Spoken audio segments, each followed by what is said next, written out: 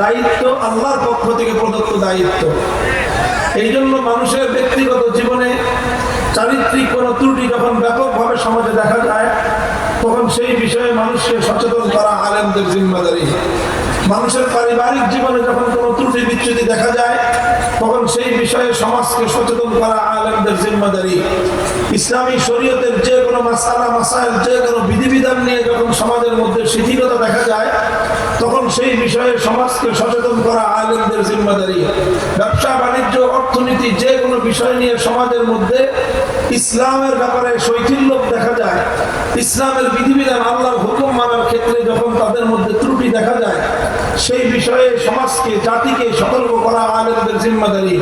ঠিক তদ্রূপ যখন রাষ্ট্র এবং রাজনীতির মধ্যে ইসলাম বিরোধী বিভিন্ন ধারা উপধারা, বিভিন্ন ধরনের কার্যকলাপ সমাজের মধ্যে, রাষ্ট্রের মধ্যে, রাজনীতিতে পরিচালিত হয়, সেই বিষয়গুলিকেও চোখে আঙ্গুল দিয়ে দেখিয়ে দেওয়া, সেই বিষয়ে জাতিকে সজাগ এবং সোচ্চার করা আলেম ওলামাদের ঐতিহাসিক জিম্মাদারি।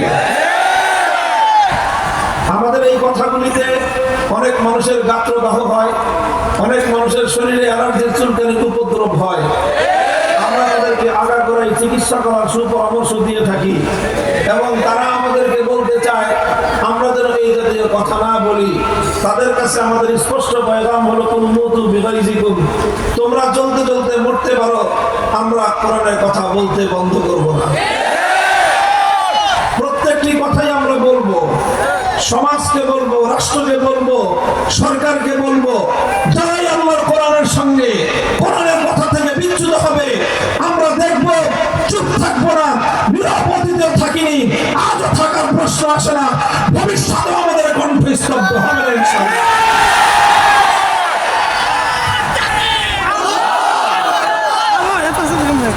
মুহতারাম হাজিরিন, এই জন্য আলোচনা যে বিষয়টা আমি আলোচনার জন্য মনস্থ করেছি, বিষয়টা অনেক দীর্ঘ।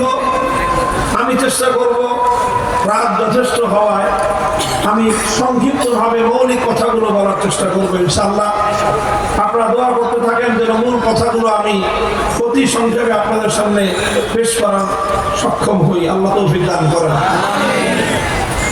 আমি বলেছিলাম ইসলামের অনন্যতা, ইসলামের সৌন্দর্য, ইসলামের শ্রেষ্ঠত্ব হলো ইসলামের পরিপূর্ণতার মধ্যে। কিসের মধ্যে? কিসের মধ্যে? ইসলামের পরিপূর্ণতার মধ্যে। অর্থাৎ ইসলাম হলো একটা পরিপূর্ণ বিষয়। এই ইসলামের পূর্ণাঙ্গতা এবং ইসলামের পরিপূর্ণতা, এটাই হলো ইসলামের শ্রেষ্ঠত্ব এবং এটাই হলো ইসলামের সৌন্দর্য।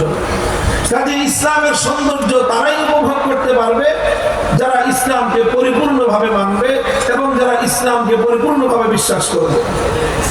এবং ইসলামকে পরিপূর্ণভাবে বিশ্বাস না করলে একজন মানুষ কোশ্চিনকালেও শুধুমাত্র পরিপূর্ণ মুসলিম নয়, বরং সে আসলে আদতে মুসলিমই হতে পারে।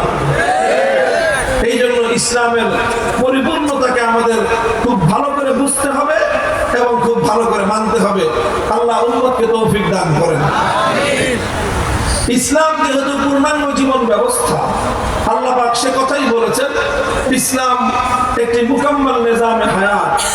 ইসলাম হলো মানব জাতির পূর্ণাঙ্গ জীবন ব্যবস্থা, কমপ্লিট কোড অফ লাইফ। এই জন্য ইসলামের মধ্যে মানব জীবনের সব সমস্যার সমাধান রয়েছে। মানুষের ব্যক্তি জীবন সংক্রান্ত